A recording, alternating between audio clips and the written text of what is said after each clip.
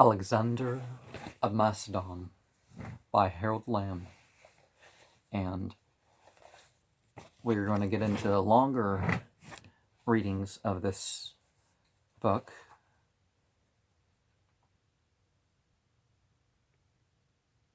The farms produced the barley, grapes, and meat requisitioned and paid for by the invading armies of the great kings Darius and Xerxes.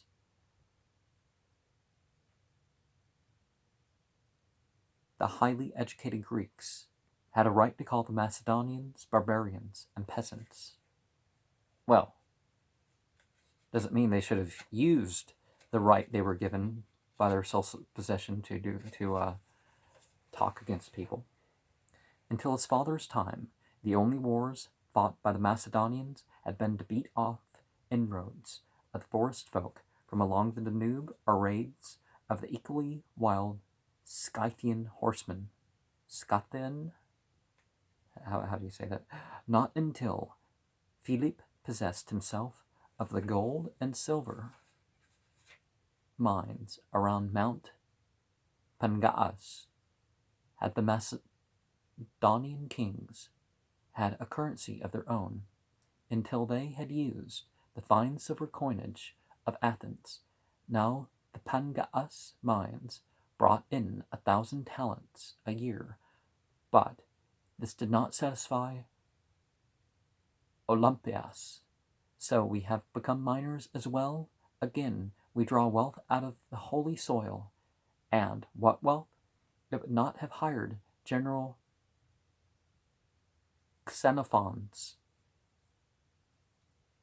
division of 10,000 Greek mercenaries. Not that your father will consent to hire mercenaries, even when the Pharaoh of Egypt pay for a guard of Spartans. Now, not an infant, but, still a child's weight of metal is a talent, right? Or maybe maybe a small woman, 50 kilos or something like that. As a young man, I weighed 50 kilos at some point.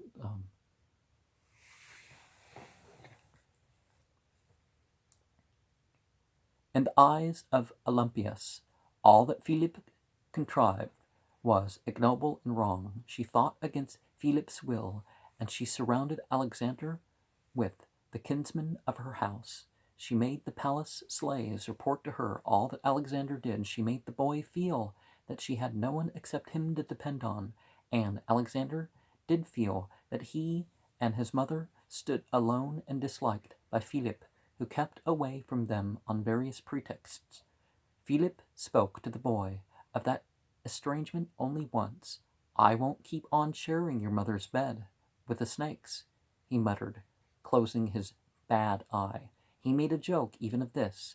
The large snakes did have a way of emerging suddenly from the ivy hung about Olympias's sleeping room and the fans she used in the sacred dances, but the boy wondered why Philip should be bothered by ordinary serpents. Certainly it was no secret that Philip had been passionately bound, body and spirit, to his bride at their marriage.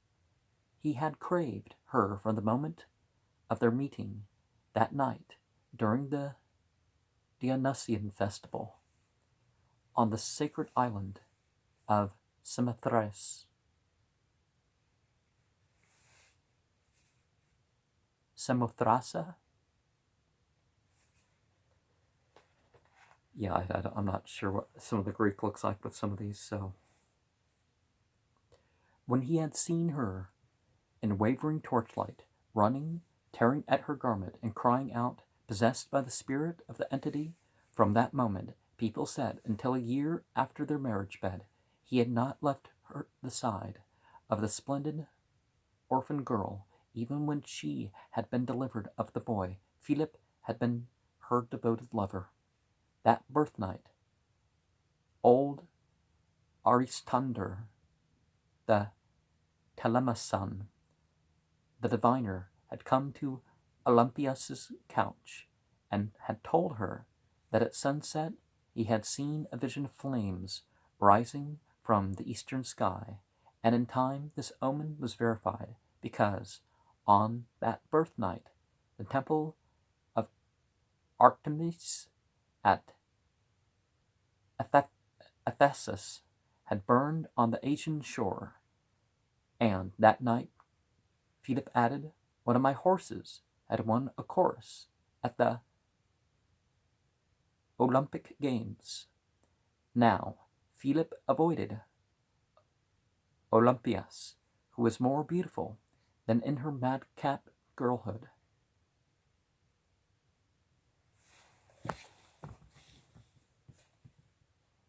Philip drank of nights with his soldier cronies, and Philip drunk was a different man from Philip sober, and when he was hot with wine he might throw his arm around any handsome woman he met in the corridors and force her into his room. Many of the women took care to keep out of his way, while others did not. Well, if he's forcing people, it's not necessarily the fault of the people that just don't run away,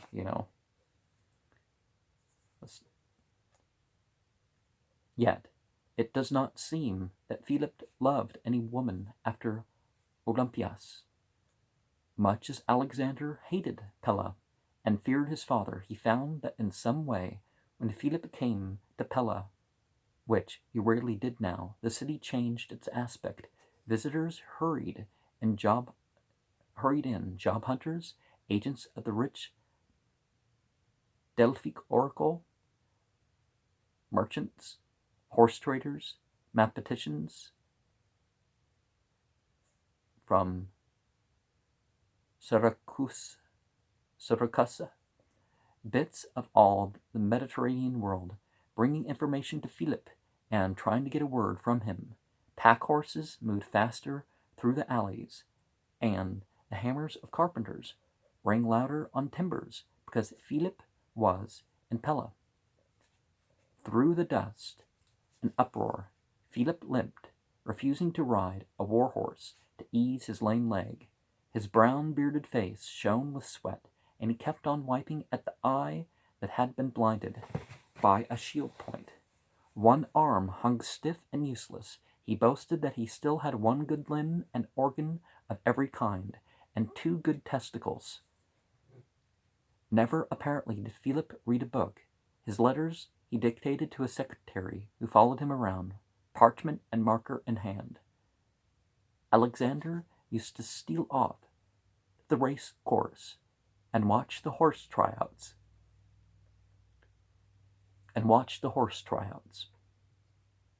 Keeping on Philip's blind side as much as he could. At such times he felt relaxed. Near the limping, cursing Philip, he felt more secure than in the silence of his rooms by the women's quarter, where his books were piled. He was down at the hippodrome early in the morning of the day when Philip sent all the teachers and tutors out of the palace. Philip was watching the test of a new machine called gastrofetta, a catapult that shot a 6-foot dart farther than a bowman could send an arrow. When Diades, the conceited designer from Syracuse, released the catch, the twisted ropes snapped, the wooden machine thudded violently, and the heavy dart flashed away. Philip grunted. "Now take it down," he ordered. To Alexander's surprise, 2 workmen flung themselves on the machine and began to wrench out pegs and cast off ropes. The thing came apart like a wheat stack when the binding cord is slipped. "Now let's see you loaded," Philip added mildly. With some effort, 4 of the men shouldered the various parts of the catapult and began to walk around it as if on march. Alexander had heard some talk of the new portable artillery. Philip and Diades were designing to be carried with the field army.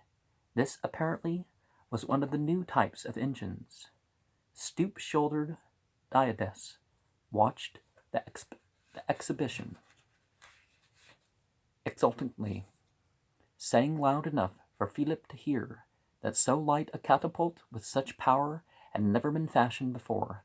Philip's good eye fastened on Diades. The power is sufficient. The weight is still too much by half. No 4 men could carry all that stuff uphill. 2 horses could. 2 horses could do it nicely. Only Diades, in your magnificent self-adulation, you have forgotten that this catapult has to shoot something. 20 of those heavy darts will load 2 more men, or another horse. No, you'll have to really scratch around and find a tougher seasoned wood and lighter hemp strands for the ropes. Shaking his fist in the air, the machine designer howled, enraged. Find, you say, just find a bit of Hermes' staff or witchwood. Scratch around for a rope lighter than this 10-ply Byzantine hemp. Thrusting his heavy hand at Philip, he spluttered. Shall I clip the tresses off your golden-haired girls, Philip, to make ropes fine enough to suit your fancy? No, Philip shouted. A woman's head of hair is heaviest of all. I've tested it. As far as I'm concerned, your contrivance is lumber, as long as it takes 6 men to transport it. Well, if Philip was a rapist, we understand that. But we also understand that, why he's going to get done in.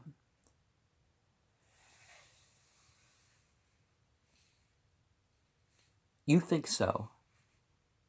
Diades ground his teeth to show his disdain. It could make dog's meat of any 6 men you pick.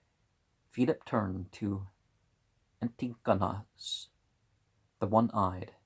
Have this dart shooter set up again and set for 5 Cretan archers. Then clear the midfield, and I'll prove to this ivory-headed designer how wrong he is. Find out from him how he would like to be buried. Diades glared and called to his workmen to set up the catapult. Antigonus studied Philip uncertainly, because Philip prized the engine designer more than the staff generals. Like Antigonus, he had a way of quarreling with Diades' work, pretending it was faulty in order to drive the engineer to think of something better. So did Philip mock Antigonus. To make him exceed his efforts, there was no telling what was at the back of Philip's agile mind. Antigonus knew well enough that here in the open field, Philip and his 5 archers would make short work of Diades and his workmen and the catapult. The catapults are only fortification pieces, he growled. So, if you're really minded to test it, let Diades set it up on a housetop, and let the archers assault it. Instead of calming down, Philip exploded. Hell's cisterns and fish eyes in the soup. That's a weird phrase, but they're trying to retell history here. How many years have I told all you in a good plain Macedonian that even you can understand one-eyed, that I do not want to hear anything more about siege engines, and that I have no slightest intention of being pent like a sheep behind a wall, nor do I have the slightest desire to ever assault men who are fortified behind a wall and engines. The Spartans are the dumbest humans whelped out of women, but even they have learned to keep away from walls, out in the open. And, okay, fish eyes in the soup. Some fish eyes are pretty hard. It's not that you can't eat them, you just have to, bite them kind of slowly or it's going to hurt you. But you kind of slowly squish it because they're hard, but they got nutrients, so it's not necessarily a bad thing to eat some of the fish eyes. Some fish eyes are otherwise kind of hard to chew.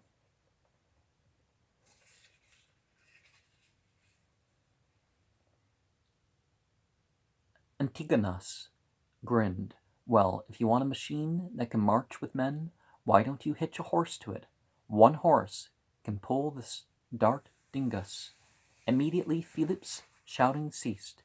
Yes, if we put wheels on the shooter. We've done that. The piecemeal takedown is for mountain work. But suppose one horse pulls the machine. You need a man to drive the horse. Well, it is worth a single cavalryman in the field. The others were accustomed to following Philip's lightning quick change of ideas. Yes, said Antigonus, no horseman could ride against the javelin of a catapult. But Diades was still smarting under the king's jeers. Why didn't you say it could be put on wheels? In that case, I can give you a discharge of 6 javelins instead of 1. Philip spun around. 6 at once? Certainly. With the bar projector, it won't have the range of this beauty, and, he added hastily, you have to allow for a horse-drawn cart in addition to carry the weapons for such a multiple machine. Wiping at his blind eye, Philip pondered, visibly pleased. He began to pat Diades's heavy shoulder. Even if this one-shot machine is a bastard, never mind. It will bother a phalanx bad enough. But put your mind, Diades, my genius, on the 6-shaft apparatus. Ask for anything you need. I'll give you its weight in silver. Diades, if it passes its test. Diades breathed deep and lifted his head with pride. I can meet any stinking test, he shouted for all to hear. If you simply tell Diades what test you have in mind, and he waved to his workmen to carry away the pieces of the new model catapult. If you make him angry, Philip muttered to Antigonus, he often produces something really useful. He nodded, twisting his thin head on his stiff neck. 6 javelins at 1 discharge. From 100 machines, 600 missiles, held until the range is close. His lips moved inaudibly.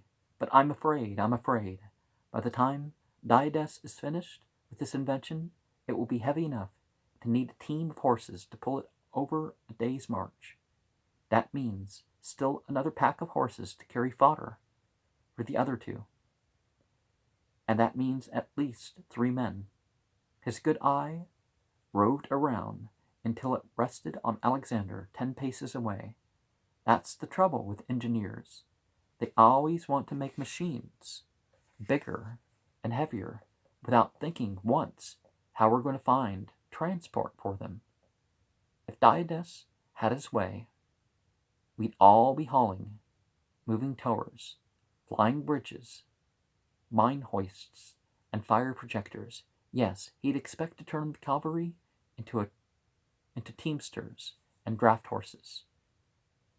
Philip scrutinized Alexander to discover if the boy gave his words any attention, but Alexander, perched on a course marker, was wholly intent on a string of colts from Thessaly that were being put through their paces in midfield by Philip's inspectors, who picked out the best of the animals. One of these yearlings gave constant trouble by trying to break away from its holders. Its smooth black coat shone in the morning sun glare. Its nervous head, tossing and pulling at the halter, was marked by a single white blaze. Alexander could not take his eyes off the black colt, with the gigantic limbs and massive head. He went over to it as close as he dared approach. The busy inspectors. When they turned to examine the black horse, it backed away, making a swirl among the men as it circled and kicked out. Its handlers, losing patience, tried to throw a cape over its head. When one jumped to its back, the colt reared, and he was thrown heavily. It seemed to Alexander that this colt, with the white marking of an ox on his great black head, was almost human, and feeling such distress and excitement when the men crowded around, shouting at it. One of the inspectors said it must have some internal strain to make it so savage, and Alexander felt a longing for this defiant colt. It was superior to all the other horses he had seen. He ran over to the officers around Philip when he heard the inspectors reject Oxhead. Bucephalus, as he christened the black colt. He shoved in beside Antigonus. It is a shame to lose that horse, he cried. He was shivering with suspense, knowing that no one paid attention to him. Look, he blundered, you mustn't. That colt. Antigonus only glanced at the colt, now being led away, and Alexander felt his body grow hot with rage. Listen, he shouted, or it will be too late. They stopped their talk then, and Philip stared blankly at his son. Antigonus, the one-eyed, explained about the rejected colt. An inspector added that, besides being unmanageable, the black yearling was held at a price of 13 talents by its owner. Alexander felt the sting of tears in his eyes and choked. Philip began to talk about a transport train again, without heeding him. It's the finest horse, the boy cried, and they don't know how to manage him. This time Philip paid attention to him. Are you trying to tell me that the inspectors can't handle a colt? Alexander saw his mistake, but he felt desperate.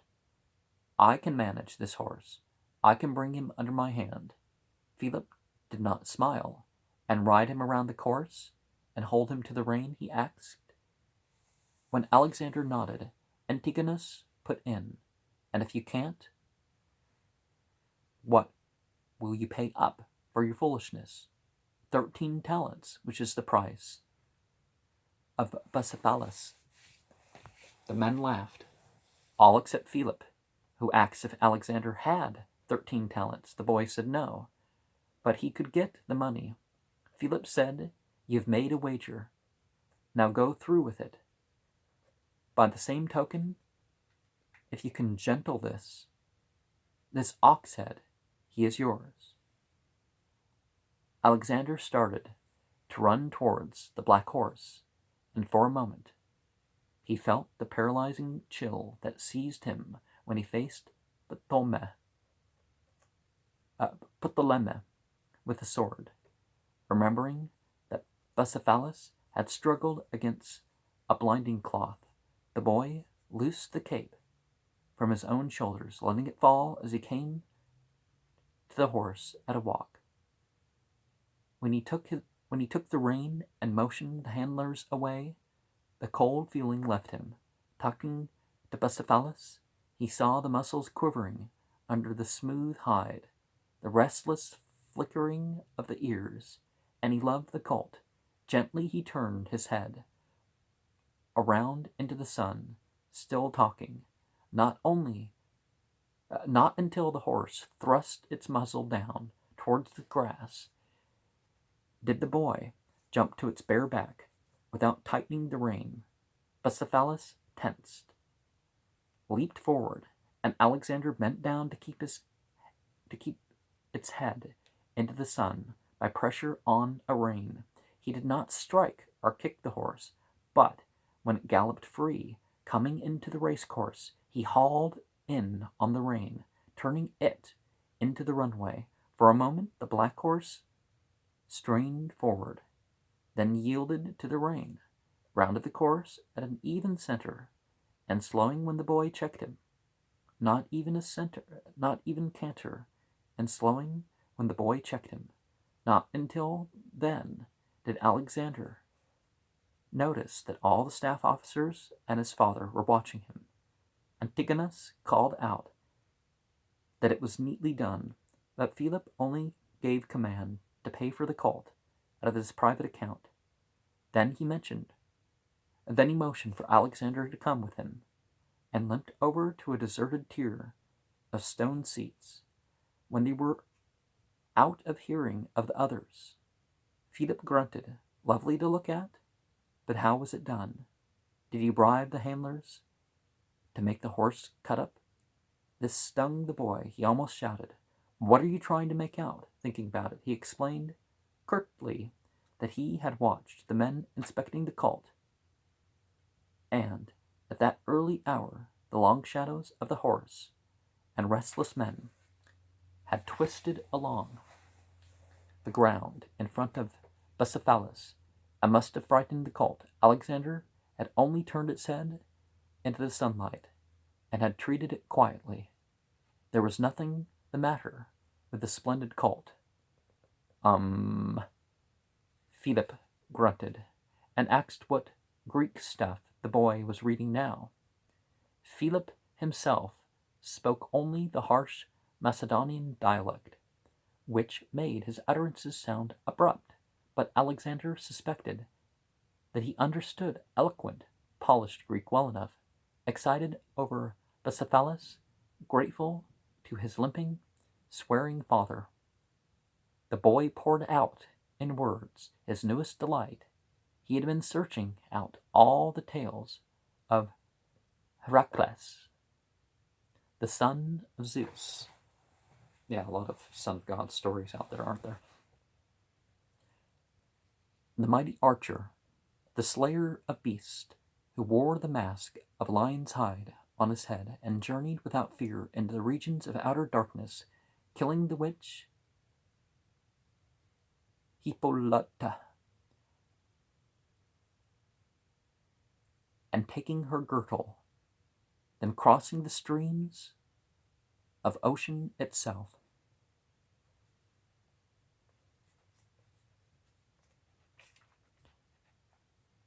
Kind of like a serial killer taking the underwear of a prostitute or something. I don't know what his reason was and why. I don't really know the story of this witch and why she was considered an enemy, or whether she just, you know. The boy had mastered every variation of the Heracles tale, and he confided in his father his discovery of the hero. Relentlessly, Philip listened and then exploded. Hell's sweet sewers, you've been grazing on heroes' tales. First Achilles and his white armor, now Heracles in lion's pelt. Philip coughed and spat irritably because he could not think of the right words to use with Alexander. But dilemma has a head for politics. Amantas, your cousin, knows a deal more mathematics. Yes, Arhidaas would know better than to chant a hymn to Heracles. Now let's hear you read. When anything bothered Philip, he worried at it, like a hungry panther, getting marrow out of bones. Taking Alexander off to his littered study, he made the boy read aloud the whole of an oration of a young Athenian, Demosthenes. Alexander felt stirred by the majestic sentences that rang out like choral tones, invoking the citizens of Athens to take up arms and die rather than surrender their rights to a tyrant. I hold him to be our enemy, for everything that he has done until now has been a gain to him and a harm to us. It bothered Alexander, although it did not seem to trouble Philip, when he discovered that the tyrant against whom Demosthenes stormed was Philip of Macedon, his father. Indeed, while the boy read with feeling, Philip lolled on a bench, chewing at a bunch of grapes, listening not the less intensely. At the end, when the boy laid down the scroll, thrilled by the power of the peroration, Philip nodded. It had been well read, and asked if he liked it. All but the attacks on you, father, Alexander said honestly. It is an attack on me, one of Demosthenes's Philippes. He is a modern Heracles, laboring for an ideal good, yes, trying to cure the weakness of a city-state. By a fine ideal, Philip fell utterly silent, rubbing his injured arm, his thoughts going far away from them, as often happened with him. You might call it the rule of the people. That ideal, that democracy of his, is a magnificent speaker to the people. Demagogue, the Greeks call it, and I judge that speech to be worth a brigade. Now read this here. Fishing among a pile of letters, the lame man tossed Alexander a thin strip of parchment, a copy, of course, and the boy read, Philip to Demosthenes, the Athenian, greeting and welcome at any time to speak before me at Pella, and return safe. This, even if written by a scribe, pleased the boy because it was generous to invite an enemy in this manner. It showed that Philip could be magnanimous as well as cunning and avaricious. But when he said that, Philip fell into silence again, seemingly not pleased.